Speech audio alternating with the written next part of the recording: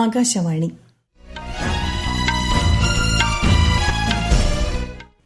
നമസ്കാരം. വാർത്തകൾ വായിക്കുന്നത് സുവർണ.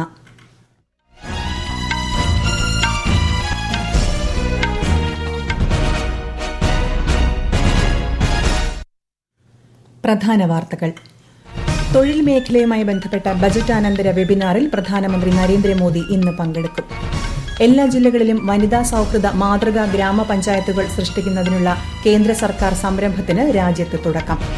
ദ്വിരാഷ്ട്ര പര്യടനം തുടരുന്ന വിദേശകാര്യമന്ത്രി എസ് ജയശങ്കർ UK പ്രധാനമന്ത്രി കെയർ സ്റ്റാമറുമായി കൂടിക്കാഴ്ച നടത്തി.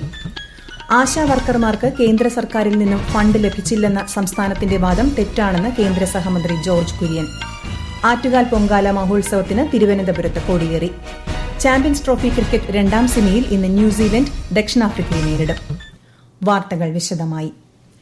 പ്രധാനമന്ത്രി നരേന്ദ്രമോദി ഇന്ന് തൊഴിൽ മേഖലയുമായി ബന്ധപ്പെട്ട ബജറ്റാനന്തര വെബിനാറിൽ വീഡിയോ കോൺഫറൻസിംഗിലൂടെ പങ്കെടുക്കും. ജനങ്ങൾ, സമ്പദ്വ്യവസ്ഥ, നവീകരണം എന്നിവയ്ക്കായുള്ള നിക്ഷേപം എന്നതാണ് വെബിനാറിന്റെ വിഷയം. ബജറ്റ് പ്രഖ്യാപനങ്ങൾ ഫലപ്രദമായി നടപ്പാക്കുന്നത് സംബന്ധിച്ച ചർച്ചകൾ ഇതിൽ നടക്കും. രാജ്യത്ത് തൊഴിൽ സാധ്യതകൾ വർദ്ധിപ്പിക്കുന്നതിന് കേന്ദ്ര സർക്കാർ അതീവ പ്രാധാന്യമാണ് നൽകുന്നത്. എല്ലാ ജില്ലകളിലും വനിതാ സൌഹൃദ മാതൃകാ ഗ്രാമപഞ്ചായത്തുകൾ സൃഷ്ടിക്കുന്നതിനുള്ള കേന്ദ്ര സർക്കാർ സംരംഭത്തിന് രാജ്യത്ത് തുടക്കമായി. ന്യൂഡൽഹിയിലെ വിഗ്യാൻ ഭവനിൽ നടന്ന ചടങ്ങിൽ കേന്ദ്രമന്ത്രിമാരായ SP സിംഗ് ബാഘേലും അനുപ്രിയ പട്ടേലും ചേർന്ന് പദ്ധതി ഉദ്ഘാടനം ചെയ്തു. ലിംഗസമത്വം, വനിതാ ശാക്തീകരണം എന്നിവ ഉറപ്പുവരുത്തുന്നതിനൊപ്പം വനിതകളിൽ നേതൃത്വശേഷി വികസിപ്പിക്കുന്നതും പദ്ധതിയിലൂടെ കേന്ദ്രം ലക്ഷ്യമിടുന്നതായി ശ്രീ SP സിംഗ് ബാഘേൽ പറഞ്ഞു.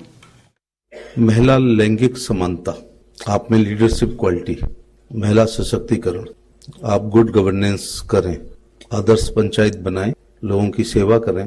लैंगिक समानता का तो उदाहरण अनुप्रिया पटेल स्वयं है. ये भी मंत्री हैं, इनके पति भी मंत्री हैं.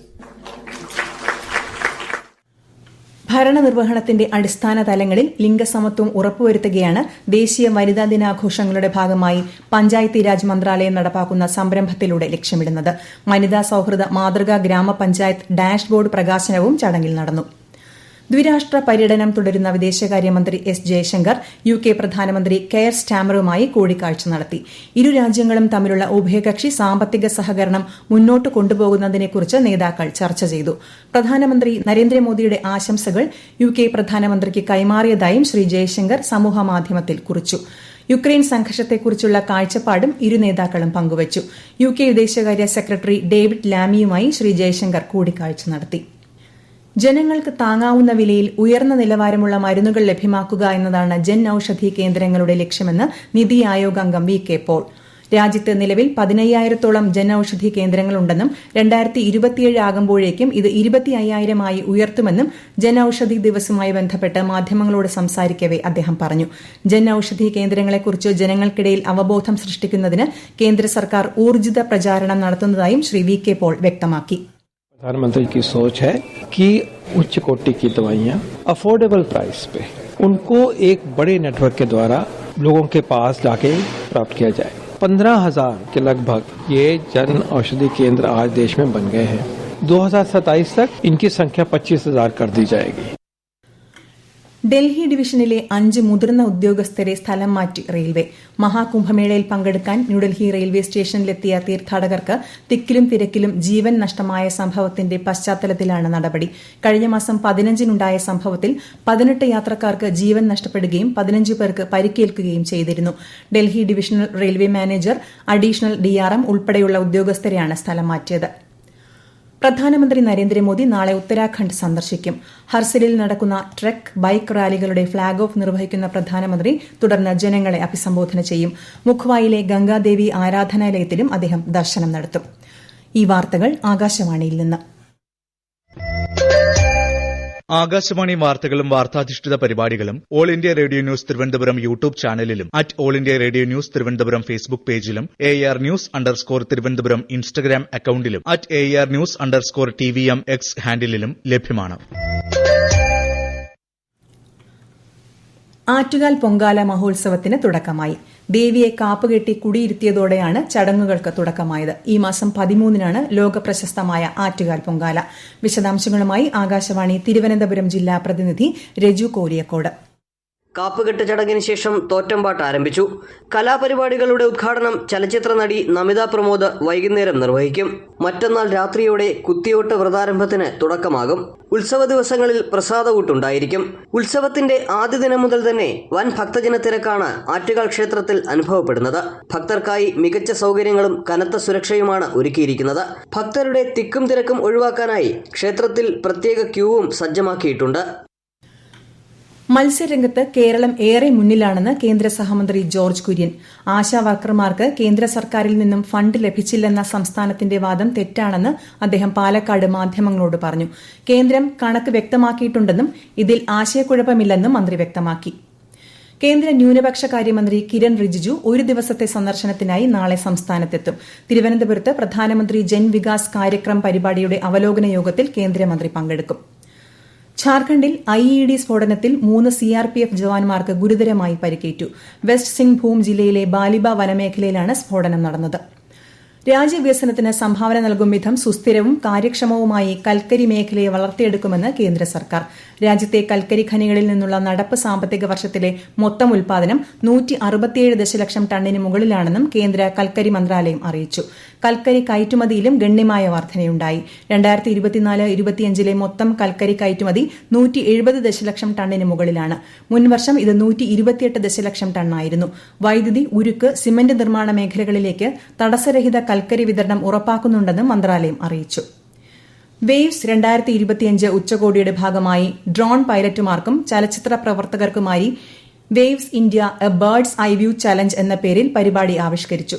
മത്സരത്തിനായി രാജ്യത്തിന്റെ സൌന്ദര്യവും വൈവിധ്യവും പ്രദർശിപ്പിക്കുന്ന ആകാശ ദൃശ്യങ്ങളുടെ 2 മുതൽ 3 മിനിറ്റ് വരെ ദൈർഘ്യമുള്ള വീഡിയോ ആണ് സൃഷ്ടിക്കേണ്ടത്. മെയ് 1 മുതൽ 4 വരെ മുംബൈയിലാണ് വേവ്സ് ഉച്ചകോടി സംഘടിപ്പിക്കുക. ICC ചാമ്പ്യൻസ് ട്രോഫി പുരുഷ ക്രിക്കറ്റ് 2ാം സെമിയിൽ ഇന്ന് ന്യൂസിലൻഡ് ദക്ഷിണാഫ്രിക്കയെ നേരിടും. ഉച്ചയ്ക്ക് 2:30 ലാഹോറിലാണ് മത്സരം. ഇന്ന് വിജയിക്കുന്ന ടീം ഞായറാഴ്ച ദുബൈയിൽ നടക്കുന്ന ഫൈനൽ പോരാട്ടത്തിൽ ഇന്ത്യയെ നേരിടും. ഇന്നലെ നടന്ന 1ാം സെമിയിൽ ഓസ്ട്രേലിയയെ 4 വിക്കറ്റിന് വീഴ്ത്തിയാണ് ഇന്ത്യ ഫൈനലിൽ പ്രവേശിച്ചത്. ഏകദിന ക്രിക്കറ്റിൽ നിന്നും വിരമിക്കൽ പ്രഖ്യാപിച്ച് Australian captain Steve Smith. ICC championship സെമിയിൽ ഓസ്ട്രേലിയൻ നിര ഇന്ത്യയോട് പരാജയപ്പെട്ടതിന് പിന്നാലെയാണ് വിരമിക്കൽ പ്രഖ്യാപനം. ടെസ്റ്റ് ക്രിക്കറ്റിൽ തുടരുമെന്നും സ്റ്റീവ് സ്മിത്ത് അറിയിച്ചു. ISL ഫുട്ബോളിൽ ഇന്ന് ജംഷഡ്പൂർ FC ഒഡീഷയെ നേരിടും. രാത്രി 7:30 മത്സരം. ഇന്നലെ മുഹമ്മദൻ SCയെ ഗോവ എതിരില്ലാത്ത 2 ഗോളുകൾക്ക് പരാജയപ്പെടുത്തി. അമേരിക്കയ്ക്ക് മേൽ ഉയർന്ന തീരുവ ചുമത്തിയിരുന്ന രാജ്യങ്ങൾക്ക് മറുപടിയായി ഏപ്രിൽ 2 മുതൽ അധിക തീരുവ ഏർപ്പെടുത്തുമെന്ന് US പ്രസിഡന്റ് ഡൊണാൾഡ് ട്രംപ്. ഉയർന്ന തീരുവ അമേരിക്കയ്ക്ക് മേൽ ചുമത്തുന്ന European union, China, Brazil, India, ദക്ഷിണ കൊറിയ എന്നീ രാജ്യങ്ങളുടെ നടപടിയെ ട്രംപ് രൂക്ഷമായി വിമർശിച്ചു. ദശാബ്ദങ്ങളായി മറ്റു രാജ്യങ്ങൾ അമേരിക്കയ്ക്ക് മേൽ ഉയർന്ന നികുതി ചുമത്തുകയാണെന്നും ഇതിന് മറുപടി നൽകാനാണ് ഉദ്ദേശിക്കുന്നതെന്നും US കോൺഗ്രസ് സംയുക്ത സമ്മേളനത്തിൽ ട്രംപ് പറഞ്ഞു. മുതിർന്ന പൌരന്മാർക്കുള്ള സാമൂഹിക സുരക്ഷാ ആനുകൂല്യങ്ങൾ നികുതിയില്ലാതെ തുടരുമെന്നും അദ്ദേഹം ഉറപ്പു നൽകി. പാരീസ് കാലാവസ്ഥാ കരാർ അമേരിക്കയ്ക്ക് ട്രില്യൺ കണക്കിന് ഡോളർ നഷ്ടമുണ്ടാക്കുന്നു എന്നതിനാലാണ് കരാറിൽ നിന്ന് പിന്മാറാൻ തീരുമാനിച്ചതെന്നും ട്രംപ് പറഞ്ഞു. വൈറ്റ് ഹൌസിൽ US പ്രസിഡന്റ് ഡൊണാൾഡ് ട്രംപുമായുള്ള വാഗ്വാദത്തിൽ ഖേദം പ്രകടിപ്പിച്ച് യുക്രൈൻ പ്രസിഡന്റ് വോളോഡിമിർ സെലൻസ്കി. യുക്രൈനിൽ ശാശ്വത സമാധാനം ഉറപ്പാക്കാൻ ഡൊണാൾഡ് ട്രംപിന്റെ നേതൃത്വത്തിൽ പ്രവർത്തിക്കാൻ ആഗ്രഹിക്കുന്നതായും അദ്ദേഹം പറഞ്ഞു. സമാധാന കരാർ ചർച്ച ചെയ്യാനും ധാതു കരാറിൽ ഒപ്പുവയ്ക്കാനും തയ്യാറാണെന്നും സെലൻസ്കി വ്യക്തമാക്കി. യുക്രൈനിനുള്ള സൈനിക സാമ്പത്തിക സഹായങ്ങൾ US നിർത്തിവച്ചതിന് പിന്നാലെയാണ് സെലൻസ്കിയുടെ പ്രതികരണം. ക്രിസ്മസ് പരീക്ഷാ ചോദ്യപേപ്പർ ചോർച്ച കേസിൽ ഒരാൾ കൂടി പിടിയിൽ. സ്കൂൾ ജീവനക്കാരനായ മലപ്പുറം സ്വദേശി അബ്ദുൾ നാസറിയാണ് പ്രത്യേക അന്വേഷണ സംഘം അറസ്റ്റ് ചെയ്തത്. കേസുമായി ബന്ധപ്പെട്ട് 2 പേർ നേരത്തെ പിടിയിലായിരുന്നു. മാർക്കോ എന്ന മലയാള ചിത്രത്തിന് TV ചാനലുകളിൽ പ്രദർശിപ്പിക്കാനുള്ള അനുമതി നിഷേധിച്ച് central board of film certification.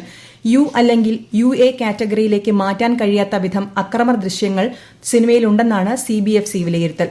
കൂടുതൽ ദൃശ്യങ്ങൾ ഒഴിവാക്കിയ ശേഷം നിർമ്മാതാക്കൾക്ക് വീണ്ടും ഇതിനായി അപേക്ഷിക്കാവുന്നതാണ്. പ്രധാന വാർത്തകൾ വീണ്ടും. തൊഴിൽ മേഖലയുമായി ബന്ധപ്പെട്ട ബജറ്റാനന്തര വെബിനാറിൽ പ്രധാനമന്ത്രി നരേന്ദ്രമോദി ഇന്ന് പങ്കെടുക്കും. എല്ലാ ജില്ലകളിലും വനിതാ സൌഹൃദ മാതൃകാ ഗ്രാമപഞ്ചായത്തുകൾ സൃഷ്ടിക്കുന്നതിനുള്ള കേന്ദ്ര സർക്കാർ സംരംഭത്തിന് രാജ്യത്ത് തുടക്കമായി. ദ്വിരാഷ്ട്ര പര്യടനം തുടരുന്ന വിദേശകാര്യമന്ത്രി S. ജയശങ്കർ UK പ്രധാനമന്ത്രി കെയർ സ്റ്റാമറുമായി കൂടിക്കാഴ്ച നടത്തി. ആശാ വർക്കർമാർക്ക് കേന്ദ്ര സർക്കാരിൽ നിന്നും ഫണ്ട് ലഭിച്ചില്ലെന്ന സംസ്ഥാനത്തിന്റെ വാദം തെറ്റാണെന്ന് കേന്ദ്ര സഹമന്ത്രി ജോർജ് കുര്യൻ. ആറ്റുകാൽ പൊങ്കാല മഹോത്സവത്തിന് തിരുവനന്തപുരത്ത് കൊടിയേറി. ചാമ്പ്യൻസ് ട്രോഫി ക്രിക്കറ്റ് 2ാം സെമിയിൽ ഇന്ന് ന്യൂസിലൻഡ് ദക്ഷിണാഫ്രിക്കയെ നേരിടും. വാർത്തകൾ കഴിഞ്ഞു. അടുത്ത വാർത്താ പ്രക്ഷേപണം വൈകുന്നേരം 6:30.